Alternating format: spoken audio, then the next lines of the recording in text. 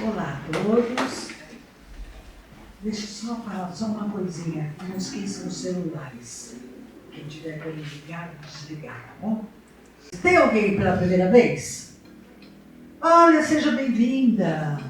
Que alegria. Espero que você aproveite bem, que você se sinta bem. E quem sabe daqui a uns anos você estará aqui fazendo uma palestra conosco. Tá bom? Olha, é o seguinte. Nós estamos aproveitando esse ano para estudar esse livro aqui, Fonte Viva. São mensagens enviadas pelo Espírito Emmanuel.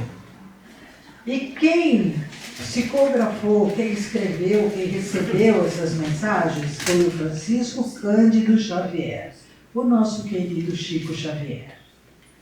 Então vamos lá. E a lição de número 89. E o nome da lição é Em Nossa Marcha. Em Nossa Marcha. O que seria isso? Como minha amiga aqui já me explicou, é em nossa caminhada. Certo? Então, Jesus perguntou para alguém: que queres que eu faça? Isso está em Mateus capítulo 10, versículo 51. Bom, o que acontece? Tinha um senhorzinho que chamava-se Bartimeu. Ele era cego. E naquela época, o cego era muito desrespeitado, né? E ele, para poder pedir esmola, ele tinha que pedir uma autorização para o governo romano. E ele tinha essa autorização. Mas ele começou a ouvir falar sobre Jesus. E um dia caiu a ficha e ele falou: eu vou querer falar com esse senhor. E ele usava uma capa, que era a tradição da época, para mostrar que ele era cego, que ele era dependente. E as pessoas diziam até que era miserável, né? Não era muito respeitado. E aí ele ficou sabendo que Jesus ia conversar com as pessoas. Ele falou: vou lá. O que ele já estava sentindo? Fé.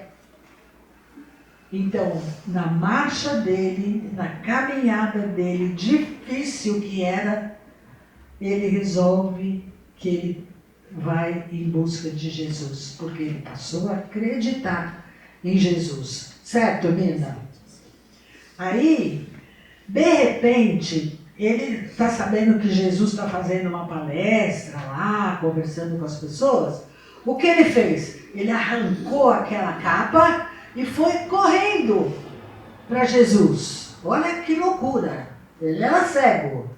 E ele foi. Olha a confiança dele. E foi aí que Jesus perguntou para ele: o que queres que eu faça?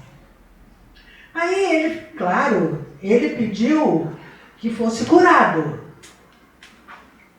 E Jesus fala para ele: você está curado, porque a sua fé te fez acreditar e você está curado. Bom, é o seguinte: o que nós precisamos fazer é prestarmos atenção no que nós estamos fazendo para nós. O que nós estamos pedindo. O tempo todo a gente pede, não pede? Ai, meu Deus, me ajuda. Ai, acabou a farinha. Meu Deus do céu, me ajuda, acabou a farinha.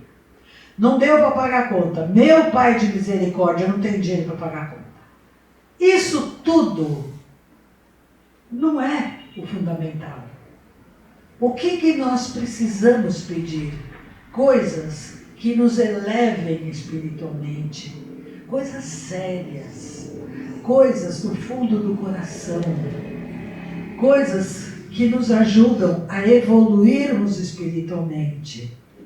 Por exemplo, fazermos a caridade, pedirmos a Deus para que nós tenhamos essa capacidade de entendermos que a pessoa está precisando de alguma coisa E eu não tenho uma forma de ajudá-la com dinheiro, com tempo, mas eu tenho de mentalizar por ela, de emanar vibrações positivas para ela. Eu tenho de mandar amor para ela. Isso tudo que é o que importa. É claro, nós ainda estamos num mundo e que nós ainda pedimos muito, né? Ainda precisamos pedir. A gente pede. Mas vamos começar a prestar atenção na forma de pedirmos as coisas, de nos ajudarmos e ajudar o próximo. Essa lição aqui, ela fala muito também, assim, olha essa frase, ó, é natural, peçamos o auxílio do Mestre em nossas dificuldades e dissabores entre mentes, não nos esqueçamos de trabalhar pelo bem. É o que eu falei, não é? Pode conseguir. Então isso é muito importante. Pensarmos em fazer o bem.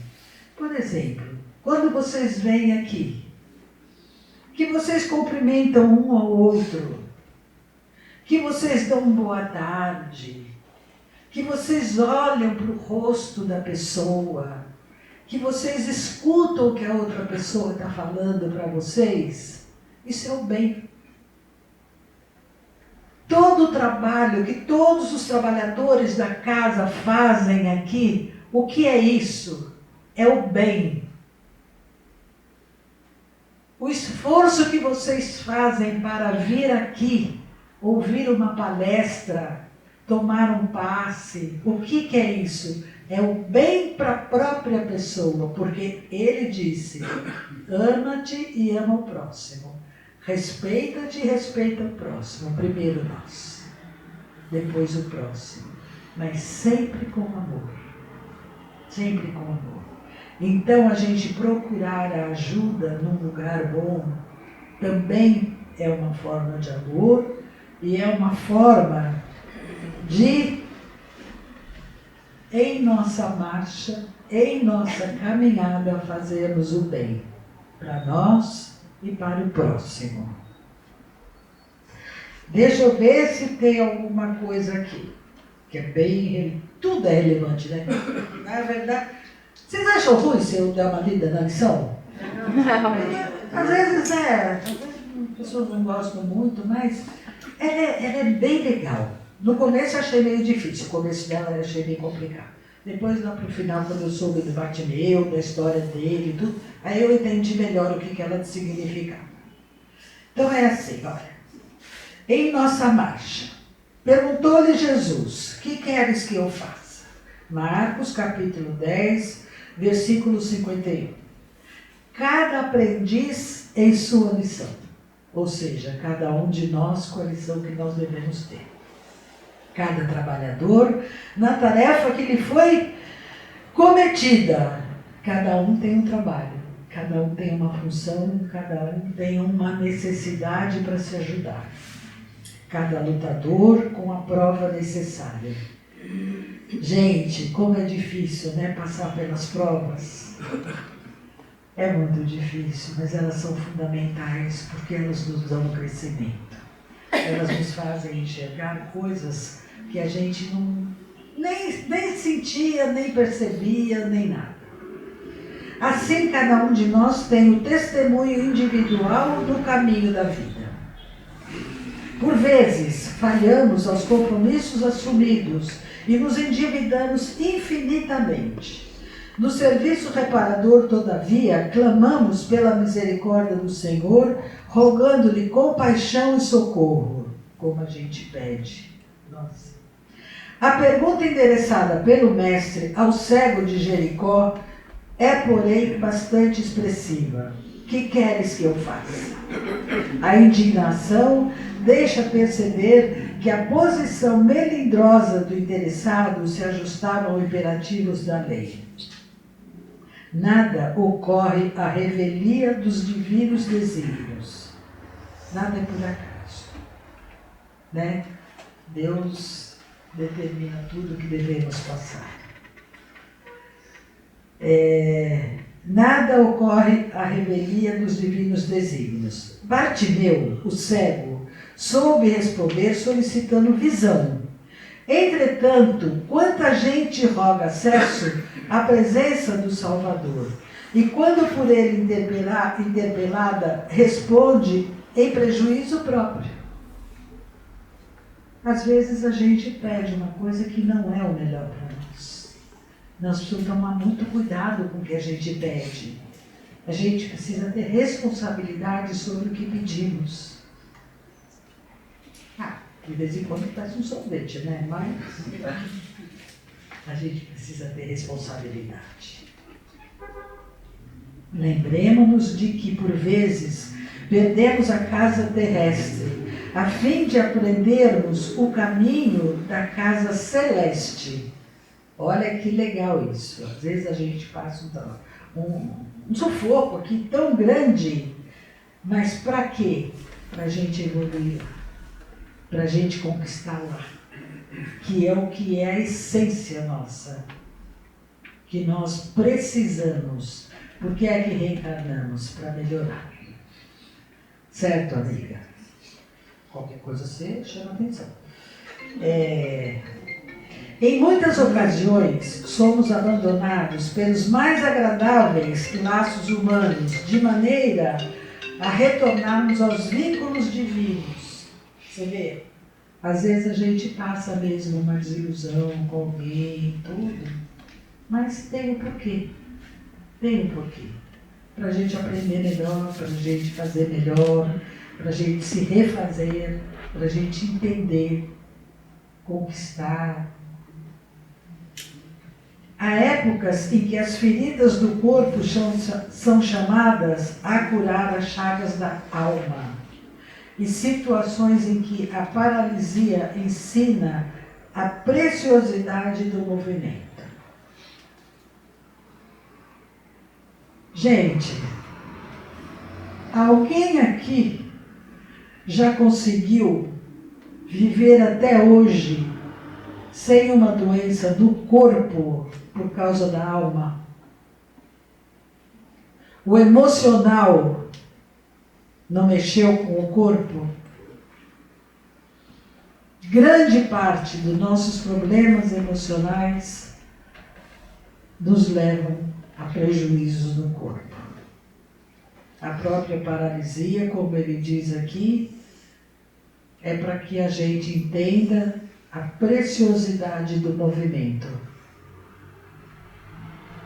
Então a gente vê, por exemplo, uma pessoa com alguma deficiência e a gente fica falando, nossa, mas isso não é justo. Nossa, que horror. Não podemos julgar, porque nós não sabemos o porquê a pessoa está passando por aquilo. Com certeza, e aprendendo aqui no Espiritismo, a gente sabe que é um resgate. É uma prova, é uma expressão, é para o crescimento dela. Não é por acaso. Não tem nada disso por acaso. É natural peçamos o auxílio do Mestre em nossas dificuldades e dissabores. Entre mentes, não nos esqueçamos de trabalhar pelo bem. Trabalhar pelo bem, de qualquer forma. De qualquer forma. Um bom dia para uma pessoa no meio da rua já é um bem. É uma atenção que você deu para ela, é um agrado que você fez para ela, é uma coisa que ela recebe e normalmente ela te devolve um sorriso. Tão simples. Não custa nada. É muito simples. Nas mais aflitivas passagens da retificação e da ascensão, convictos de que nos encontramos encontramos invariavelmente na mais justa e proveitosa oportunidade de trabalho que merecemos e que talvez não saibamos, de pronto, escolher outra melhor. Bom, meus queridos, é o bem, é pedir com consciência, é ter discernimento pedir sabedoria a Deus, intuição o tempo todo, boas palavras, boas atitudes. Não sejam econômicos nesses pedidos. Façam, e façam bastante. E Jesus perguntou-lhe: que queres que eu faça?